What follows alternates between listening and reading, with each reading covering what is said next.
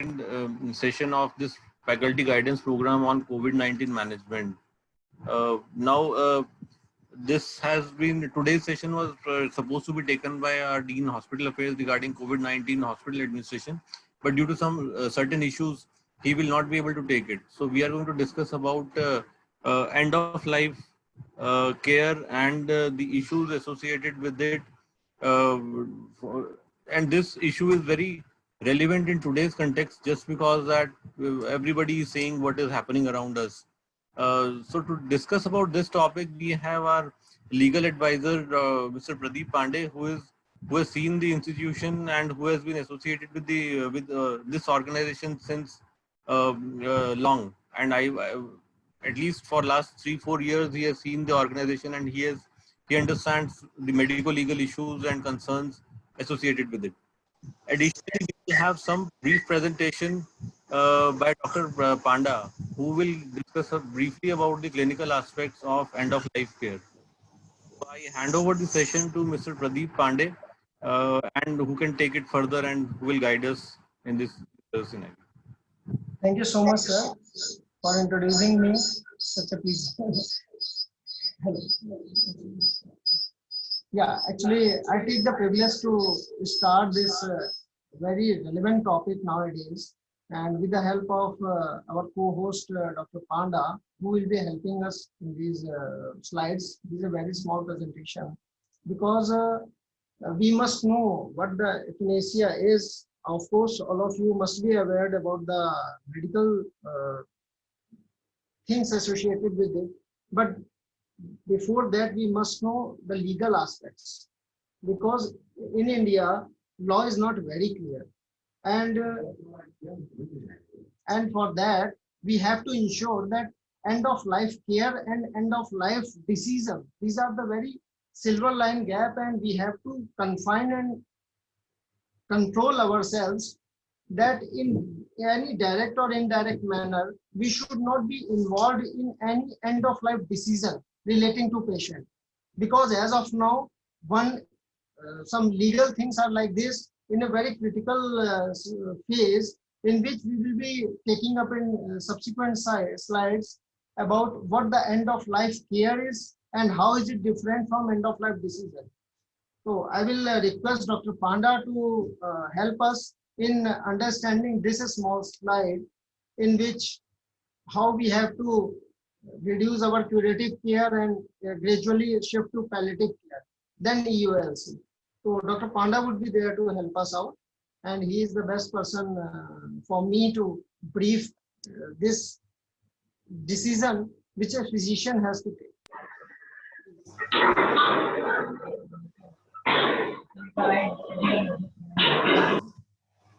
I hope Dr. Panda sir is there.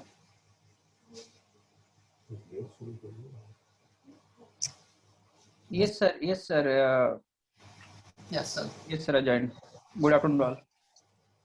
Sir, I would request you to kindly help us in understanding what end of life care is and how we gradually reduce curative care and shift to palliative care. Then I will take up end of life decision. Please, sir. Okay. Thanks, sir, for inviting, and good evening to all. And I specially actually take this topic on priority actually, because after Director sir last introduction, all of know ki we are at the fighting stage, and we are actually at the damage control stage. So in this damage control stage, one aspect is death, because death is the ultimate truth what we are seeing in our daily life nowadays in our COVID areas. So therefore, to understand death, we have to know some basic things, and on that one aspect, whether some death can be preventable or not, that we all know. What we are trying to best to give some death which we are avoiding. Otherwise, many COVID deaths we are unable to avoid, and that is the ultimate truth. We all has to understand this. With this concept, we all in our medical practice, whatever may be the field, we are encountering deaths someone having higher numbers and someone having few lower numbers. As a internist or as a medicine specialist, I and many my colleagues have seen many deaths, averagely daily 2-3 deaths like that. But now in COVID era in our hospital, I am seeing averagely 10 to 15 deaths per day, and which cannot be prevented at this point of time because patients are coming and we are giving oxygen, then HFNC, NIV or intubated, and ultimately we could not do anything and patients are dying. So what is the next solution? How we can prioritize this death issue, or indirectly, because death is a negative term for all of us as a human being is concerned. No one wants to die, and therefore in the reverse way, I will focus more upon the survival part. So how we can increase the survival, or how we can actually ignore this negative attitude of our life that is towards death and focus more on the survival aspect. So before the death, few moments are essential. In that few moments, we are telling about this end of life.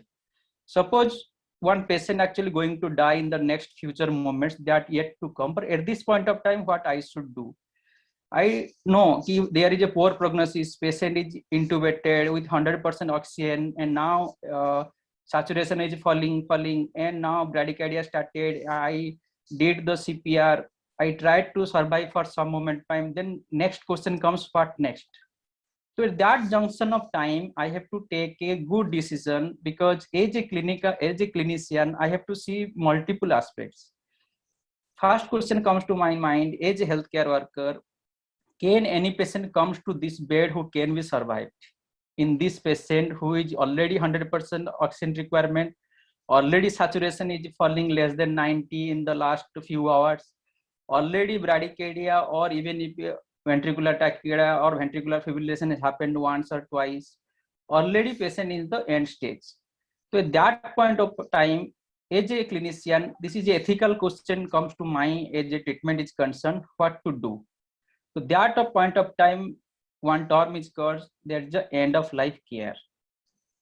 In the next moments, next slide, see Pradeep Pandey sir, he will definitely discuss all the legal aspect, what we can do or not. But as a clinician is concerned, if you see this flow chart or diagram, this is given in the Indian Society of Critical Care Medicine. There is a journal, Indian Journal of Critical Care Medicine.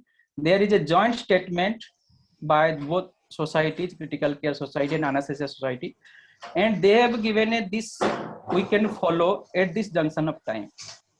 Once at the screening and diagnosis we are doing, and at this point of time we have to decide whether curative care we are giving or palliative care we are giving. Because once our decision at this point of time, at the diagnosis stage, we got to know in some aspect key patient may need palliative care because we don't have any option. So that point of time, we have to focus on this palliative aspect rather than this curative aspect. You can see clearly there is as time passes or the course of illness passes, we are moving from the curative care to palliative care. So now at this juncture time when no disease directed treatment is there, it means we are unable to do anything which may help in the survival of the patient. Then at that junction, we have to take a decision. So that decision now, Pradeep Pandey sir will focus on that. And at the end, again, I will request all of you to have a few questions, as whatever as a clinician you are feeling, so that we have to take a decision, because at this junction, because many patients are dying and many patients are actually waiting for this HFNC or NIV or ventilator which can be survived. So I have to take a decision when two patients are in front of me, one patient at the palliative care session and one patient in the curative care session. So what decision we should take now? Let Pandeyji focus on that and we'll come at the end. Thank you. Pandeyji, go ahead. Thank you, sir. So nice of you for briefing us and helping us to understand in language understandable to all our medical fraternity. What I'm concerned with is that we should not overstep to help the person whosoever is suffering and his or her family members for taking that end of life decision. This is outside our domain. We cannot decide to end the life of any person. So far as end of life care is there, we are always there. Then our physicians better know how to impart this, and for that we are going to come out with a detailed policy with do's and don'ts before the end of this week. What I want to just brief you that we have been unfortunate that the current government has tried to come out with a statute, with a law to protect doctors in making such decisions. But unfortunately, two laws were made. One was lapsed and another is pending before Lok Sabha. So let me take a first one. That was the treatment of terminally ill patients. It gave blanket protection to the medical practitioners from criminal offences arising from the withdrawal of life-saving procedures or assisting for right of dignified death. I just want to, not taking much of time and not going into legal jargons, I just wanted to tell through this slide that this enactment was made to protect our doctors, whosoever is involved in making this kind of decisions for life-saving procedures and from withdrawing and withholding that. That has already been a very controversial point, but after judgment of certain courts that I will take up in next slide, it has come out to be the one thing that we have to proceed upon. So this is what, because normally if we, as of now, in present scenario, if we take any such decision which deprives a patient from any type of care, or with the, even with the consent of patient's relatives, we are withdrawing any life-saving procedure, then we are in trouble, because we are not competent to take end of life decision in present scenario, in the absence of any law to cover up our decision. Then landmark judgments, two celebrated judgments are there. One most often is 2018's judgment, in which euthanasia, what is passive euthanasia, what is active euthanasia, everything has been very well dealt in very detailed manner. It is running into 304 pages, a very mammoth of judgment, which has resulted into enactment of this act. Although this is, the status is still pending, but this is a key which will pave way for us as medical practitioner, as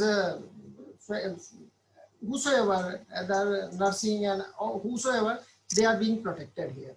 So I would take up salient features of the bill, which clearly defines what active euthanasia is, what passive euthanasia is, and it is also give us when it can be applied, like active euthanasia, when the decision can be taken, how it can be taken, very detailed and very clear manner.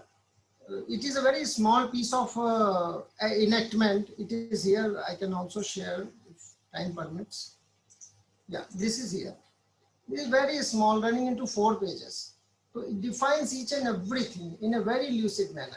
Like active euthanasia, it means a termination of life of person who is terminally ill and facing unbearable suffering by administration of lethal drugs. Very clearly, no scope for confusion. Then if we come to passive euthanasia, what it says means termination of life of person who is in a permanent vegetative state for not less than 6 months by withdrawal of life support system. I would request all the participants to come out with their suggestion, because at this stage, bill is at an introduction stage, and your valuable comments and suggestions will definitely help to shape it in a proper manner. The good thing that I want to share with all my co-participants is this. This is a great protection being given to all of us. All of us, sorry, I take the liberty to include you with me, but to all our medical fraternity people, that notwithstanding anything contained in Indian Penal Code or any, this is a great protection in fact, that a physician shall not be deemed to have committed any offense for performing an act of termination of life through active euthanasia or passive euthanasia in accordance with. So this is a great protection which will give you a shield in all the courts, and no one can punish you if you have followed the procedure for executing this active or passive euthanasia decision. So detailed things are there. Then after, a committee has to be constituted in which our medical superintendent is competent to constitute a committee which will recommend about the decision of passive euthanasia. Then central board would also be there at Delhi, and all these procedures are there. So rather than going into much detail, I would prefer to just conclude it very quickly. Then we have to take up the question answer session also. Yeah. Constitution of a committee of 3 physicians, that every government hospital has to make for making such decision. Then this is a privilege being made available. Then after, this is what are the challenges before us. Actually, we have to come out with a detailed policy which should define and confine what is end of life care. And it must not at 1% be confusing with end of life decision, because then we would be overstepping, and in the absence of this enactment, we would be in great trouble. So I would request Panda sir to just help us in further exploring this about the guideline and policy that we are working upon. And then we will take up whatever, all are welcome to discuss about the questions or queries they have regarding these legal things. Okay, thank you so much, sir. Thank you. Yes, thank you, Pandey sir. So the main 2 points actually comes from this bill. One is when we will go for actually active euthanasia and when we will go for passive euthanasia. Passive euthanasia, just as said simply, ki just by the medical superintendent, just have a 3 physician, and they will decide for this actually passive euthanasia. So passive euthanasia means when patients are already died in the vegetative state. So everything actually at the, we are at the knee end or at the death end, nothing can be done. Another aspect was in the mainly those patients who are terminal ill. Terminal ill, for that patient, what we need at this point of time more often. So there also this bill has suggested something, and on that we will actually take some palliative care decision rather than end of life care decision. As Pandey sir has clearly said, we cannot take any decision in the name of end of life care, but end of life care itself we can go for some do's and don'ts, and automatically we can have a, our ultimate aim is nothing, only the dignified death. We don't want to do anything, neither withholding the life supporting treatments, neither extending in the sense on or inappropriate life supporting treatments. So therefore, with the collaboration of all the intellectuals here in our institute, and we'll do something which will help at this crisis like COVID pandemic crisis, which have some impact in the humanity to concern, or the to death concern, considering all the aspect. And Dr. Devendra Tripathi has raised a hand, so please ask yourself, or anyone can in the chat box also message if some questions or some suggestion like that, and we can also discuss in that. Dr. Devendra Tripathi, please. Yeah, good evening all. I want to share my opinion on this. I may be wrong, but what I understood now is we are talking about end of life care on a COVID patient, if I'm right. End of life care in general and end of life care in COVID patient, if you are discussing two, as I think Dr. Pandeyji has made it very clear, end of life care though we provide, but the legal, that two-term difference between end of life care and end of life decision. End of life decision is totally ruled out. End of life care, yes, we provide that. But that provided the therapeutic spectrum for that particular disease is not available. You have exhausted all your therapeutic options, and you have left with nothing. You wanted the patient to have a dignified, comfortable death. That is what is end of life care, what I understand. And that is there for diseases where we have no spectrum of treatment anymore left. A best example is a terminally ill cancer patient, a terminally end stage disease for which we are not able to provide. Even though for those diseases, we have some, like end stage liver disease, we are now coming up with liver transplantation. So the therapeutic spectrum is not ended for that patient.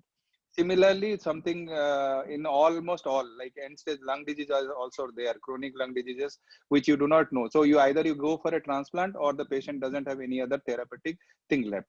But if we are talking in terms of a acute illness like COVID, where we have put the patient on all kind of therapy, and finally the patient has not come out, and Dr. Panda is correct in saying that those patients need dignity, and those patients should be taken care. But I would rather say that this patient cannot be leveled at this point of time as end of life care, because technically there is a therapy available, but success of that therapy is not very good. That is what we have understood. Like when the patient lung is totally damaged, the survival is very bleak. This is across the world, and in the country also. When lung is progressively getting involved and damaged, we intubate, we ventilate, but then the patient doesn't maintain saturation for lung. Other places where they have other spectrum of management, like they take the patient on ECMO, then even if required, they go for even transplantation. So my mind, I have one question, that we cannot, though we have good practical reason to believe that our subset of patient whom we are taking care in our ICU, who are not at all recovering, and their recovery chances are not very good, we can think about giving some dignified and care, end of life care. But practically, maybe that is the thing we can think. But technically, it is not. See, they have a viral pneumonia and pneumonia sequelae. So now we have to support the lung and wait for the lung to recover. If the lung is not recovering, that is how these patients are dying. We are not able to help those patients. So other places, what they are doing is, again, they are giving total rest to the lung. They are giving ECMO, and 2 to 3 weeks time they are taking in, seeing that if the lung is improving. If that is also not possible, some reports have come, and some places they are going for a transplant and all. So I am not expert in this, and I have my doubt regarding technically telling this subset of patients, though they have very high mortality rate, their recovery chances are very less. People who have suffered for COVID pneumonia for long, gone for intubation, and they are not improving at all with our conventional mechanical ventilation. How we can say that they should be going for end of life care? I am little not very clear about it. So if somebody can throw light on that, I will be much more happy. Okay, thanks, Dr. Tripathi. Definitely, because the situation is actually at this our doorstep, and we don't know much thing about that. But only one aspect what I can suggest, or I can share my thought on the same issues what Dr. Tripathi has discussed clearly. When patient is not maintaining saturation with 100% FiO2, what next? Is it the end of life situation? Because next moment, obviously, my mind comes ki we have to send for the ECMO or lung transplant as the last aspect. So in that condition, we have to. Dr. Panda, can I interrupt you? Yes. Yes. Yeah. See, when the patient has reached with FiO2 of 100%, all kind of supports we have made, and if the patient is not maintaining oxygenation, despite of that, anyhow, the body metabolism is not going to allow the patient to survive for long. Maybe we are we are trying, and we always try. Even if you forget about COVID pneumonia, we talk about a severe AIDS patient where we had the highest mortality in our ICU experience, that 27% to 30% mortality in case of severe AIDS, who are not responding to all therapy. But even then, we keep trying with them, put them in 100% FIO to try different PEEP, try different modes of mechanical ventilation, hoping for oxygenation to happen and the ARDS to resolve and the suppurated infection to resolve. So it's the same thing we are doing. But unfortunately, as you have already mentioned in your original initial lecture, that they are not going to, they are not improving. That is what is there. But when they are not maintaining the oxygenation, they have very short span of time with them, that they are going to go for anaerobic metabolism, they are going to have severe metabolic acidosis, then they are going to have respiratory acidosis too, and they are going to have a hemodynamic instability, and then finally they will go for a cardiac arrest. But that happens in few hours or few days, in a 1 or 2 days or 3 days time, when we adjusted all our ventilatory strategy and still we are not able to maintain the body oxygen. That is what has happened. So how we can fit those things into the end of life care, that is what everybody has to think and come out with a solution. Yes, definitely. So this is the actually question, when this, even if for few hours or even if 1 day or some actually few minutes also, when patient is not actually, we know, because we don't have any options left at this hospital or at this point of time, because whenever we are making policy, it means it lies to our institute only as per our availability and the situation. In the side also, we should not like Dr. Pandey sir also clearly told, we should not take a step cross road ahead which actually misutilize all the things. Another point actually, like Dr. Vishal Dhiman has asked, so Pandey sir can answer, actually suggest on that. I agree with his questions or his suggestion ki, how to decide that, even if you suppose like one situation I told, even saturation is not maintaining, it means I don't have any option, then my hands are off, even if I exhaustive everything actually what we have at this our institute. Then that how to go for that, suppose end of life care we make a policy for this, suppose we will it is not a meeting now, just is a first step as an interaction or just a discussion. Definitely we will have a large department HOD who are typically caring this critical all the lives of terminal ill patients or even with the critical ill patients. We'll have a large meeting and discussion, then finalize whatever we are not finalizing anything, just here just an introduction or a brief you can tell to, so that we should think, because that I told ki problem is at our doorstep, we have to think something which may help. And in that he has asked Dr. Vishal Dhiman how to decide and whom to salvage, and probably setting the priority is main issue definitely, but that should be our actually answer to think about, Pandey sir, setting the priorities. Sir, you are mute, bro. Yeah, thank you for giving me back. Actually, my concern is that in no way we should cross the silver line of directly or indirectly contributing into end of life decision. That is the main concern. Whatsoever you do, we have to know within our Lakshman Rekha.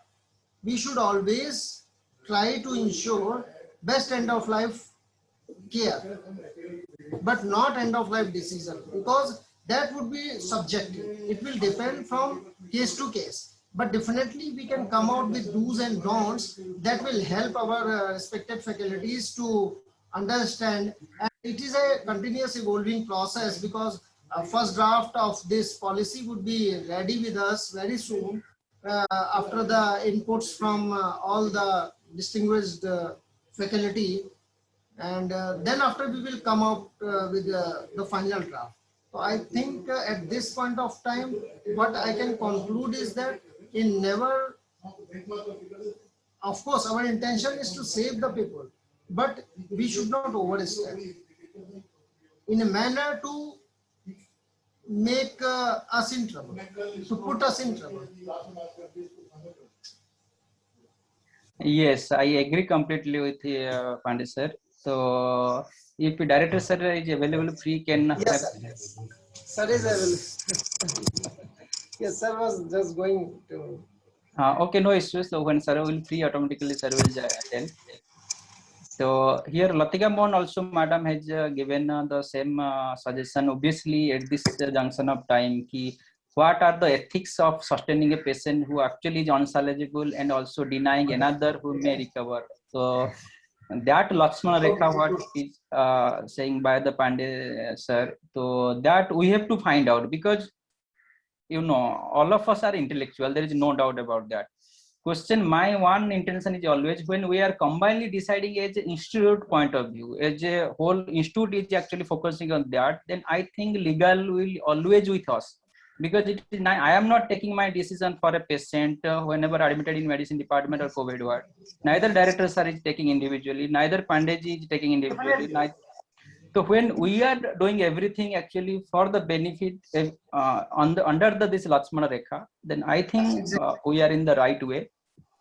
Definitely, we are, because valuable inputs from all our colleagues and seniors would be helped to pave the way for our next this EOLC, because this is the main thing we are supposed to do, and EOLD is that what we must not do. So one point, sir, I want to also focus. Actually, we are doing regularly. If you ask me as a clinician, when I am taking round in my, whether it's a pre-COVID, also at present COVID, when I am seeing actually nothing I can do, then automatically I have to surrender to the relatives or attendants. I am explaining everything to them. Now my hands actually is up, because I don't have anything to do except have a dignified death. So that death principle, now the time has come to acknowledge all the society, all the relatives, all the members, including all of us also, how to accept death. So probably that may be the more single line. This is practically and pragmatic decision that one physician has to take on each day. But my concern again is to emphasize that palliative care should be emphasized rather than directly on that. Definitely will come out. So ultimately, yes, I completely agree. My point is also favoring the same thing. We have to focus on the care. Therefore, already in the beginning, we are focusing on the care part rather than the decision towards death. Yeah, exactly. But we must know what not to do, what to restrain, what we have to restrain from doing. Yes, and that will be the Lakshmana Rekha, under the Lakshmana. When we are telling you we should not do this, means it is under Lakshmana Rekha. We must know what not to do. Yes, sir. Thank you, sir. And anyone else who can give their valuable inputs? Any doubt or something we can discuss? I think Mr. Pradeep Pandey and Dr. Panda have discussed it clearly, and and addressed concerns of different faculty members. Definitely, it is going to be a very tricky decision when to stop the care and when to decide what next. That nothing can be done. This is a debatable issue, and the debate can go on, and it will be better if some policy is being drafted by. We are working on that, sir. That draft policy can be circulated among the faculty members and inviting their what their opinion on that. Sure. So, thank you, Dr. Panda, and thank you, Mr. Pradeep Pandey, for thank you so much, sir. Thank you so much enlightening us about this topic. And thank you, sir. We will continue it anywhere. Thank you. Thank you. Thank you, sir.